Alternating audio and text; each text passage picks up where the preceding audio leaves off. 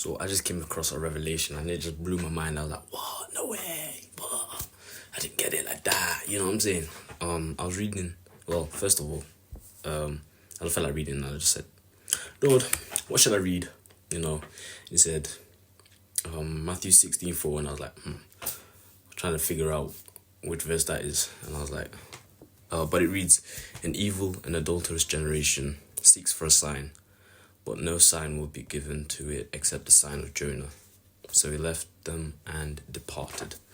And first of all, I was like, oh boy, another message about like us as generation. I was thinking, oh great, here we go, you know. But no, so I was like, okay, let me chill out a bit. And then I was reading, I was like, but no sign will be given to it except the sign of Jonah. I was like, the sign of Jonah? What do you mean? You mean the guy, you know, who got swallowed up by a whale? Or, you know, a big fish? And I was thinking, right, surely there's more to it than that, you know what I mean? So I was like, alright, cool. Let's read the book of Jonah. And it's four chapters. Highly recommend going to read it for some context? Context, that's the word.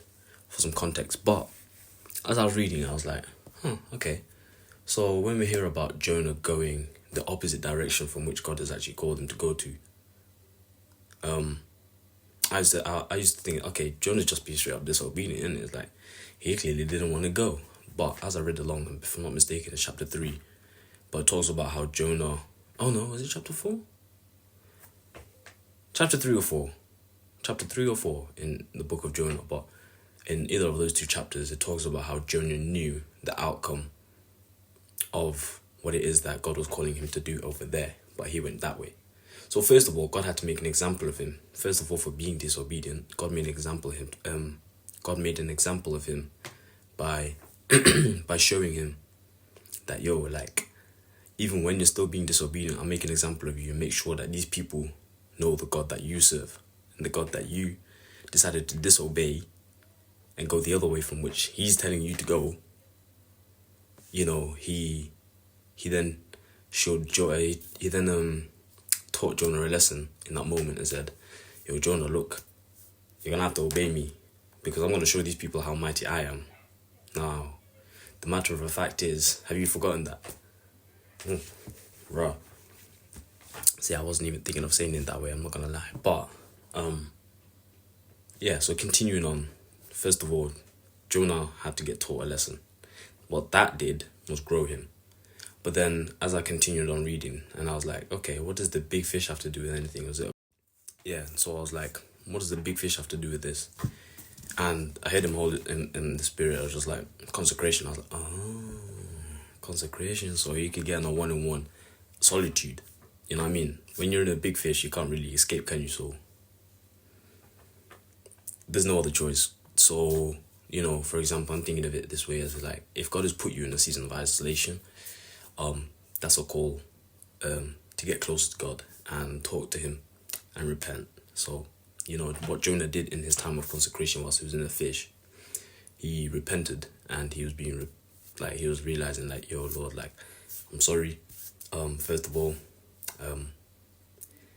please forgive me for my actions and, you know, this, you know, I'm sorry. So he repented, had a change of heart. Right. Continuing on, God then spoke to him a second time, right? There's power in that as well. The reason he spoke to him a second time was, again, it was a test. You know, Jonah was like, alright, cool. I don't want to do that again. And as I'm sure no one else would. I'm not going to do that again. I'm not going to disobey God again. So he followed God's command to the letter. That's what it says in Jonah. Don't know which chapter, I'm not going to lie. Just go read it for yourself. But anyways, he said that he then followed God's command to the letter. So it talks about Nineveh being a big city and how it takes 3 days to travel through. And he then decided to preach what it is that God had told him to go out and preach, and how Nineveh was going to be destroyed, you know, if they don't have a change of heart. But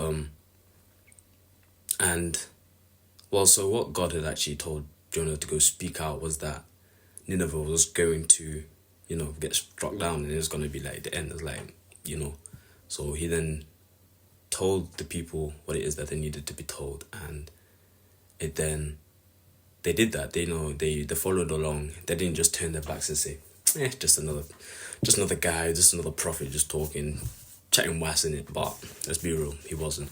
So they decided to listen, and they got into a repentant heart, and they decided to consecrate and get into a time of fasting.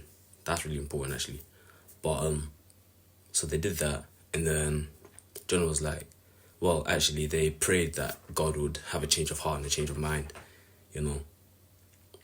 And as I was reading this, I was like, no flipping way. I did not think about it like this. I was like, wow. I did not realize, all of this could happen in the way that Jonah was thinking about it. But, yeah, so after Jonah obeyed, he got angry at God. He got angry at God because he knew that God would have a change of heart. And this is what blew my mind. This is definitely chapter 4. But he actually realized and recognized that God is so gracious and merciful and kind and loving. And he was like, that was the reason he disobeyed, because he knew how good God was. And it was like, oh my days, like if I go to this place and preach, like I know God is going to have mercy on these people and say, it's okay, yeah, you're my children, I love you guys. So, and Jonah was kind of scared of that. And I guess I don't really understand why as of yet, but I'm assuming it's because he knows how good and merciful God is, to the point where, if he doesn't obey, then it's just like, he's tired of that responsibility and that weight of like understanding that, he has to obey. He has to obey God. But what I'm trying to get at is it then goes on to say how God actually sheltered Jonah, because he went off to find some shade and get some rest and just watch the city get struck down. That's what he was low-key wishing for. But it didn't get struck down. God actually sheltered him and gave him a tree that actually branched out and gave him a big leaf to sit under. Then he also sent a worm the next day to get rid of that and scorched him with heat. And Jonah was then upset and angry. God was showing compassion to Jonah even if he was still being angry. Anyways, so as God was, teaching him this and going through all of these processes with Jonah, by the way, but Jonah wasn't left in the midst of this alone or anything like that. But we see how God is still being compassionate and hearing us out and not saying, how dare you talk to me like that. God was able to actually speak to Jonah in a way and say, what right do you have to be angry? You have no control. So basically, God was telling him, you have no control over this tree that I've just, sheltered you with last night. You have no control over this tree that I've just withered right now. And the sun that I'm scorching you with right now, you have no control over that. So God was saying, what right do you have to be angry about the fact that, these are my children? What right don't I have to have compassion? I don't know why it's doing that, but to have compassion on my children, what right doesn't God have to have compassion on his children and say, I can change my mind for my children because I love them? And it just blew my mind of the fact how God loves us so much. And I guess what I'm trying to say is, if you are someone like Jonah and God has told you to do something and, you may have already been made an example of by God, and you're still yet to see, like, what's the point in this, or you're going through a process where God is teaching you something and your head is just scrambled with thoughts, and the things that you're seeing are just like, it feels like it has no purpose. Personally, I'm not gonna lie, like, can't go through it right now, but I was like, raw, like, Lord, like, I low-key feel like that. I'm not gonna lie, I get angry with God, and that's okay, but it's a mind shift, so please shift your mindset. But as I'm saying, it's like, it's not easy for God, or it's not easy for us, for God to be using us as an example, is what I'm saying. It's not easy to be used as an example. But what we have to realize and recognize is the very fact that we serve a compassionate, loving, merciful, and kind God, and a God that controls everything that we see right in front of us right now. Everything. He controls it all, and he has the power to do as he pleases. So, what right doesn't he have to use you?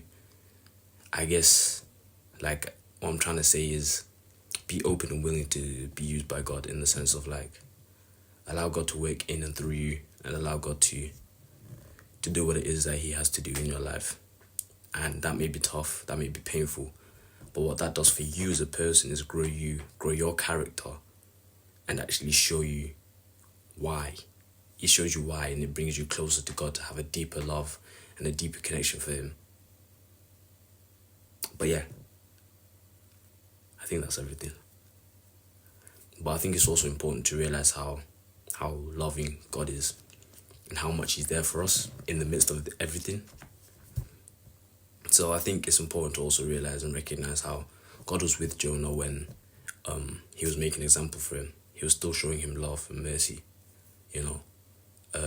and being made an example of. What that did for other people was set other people free and help other people to recognize how awesome God actually is.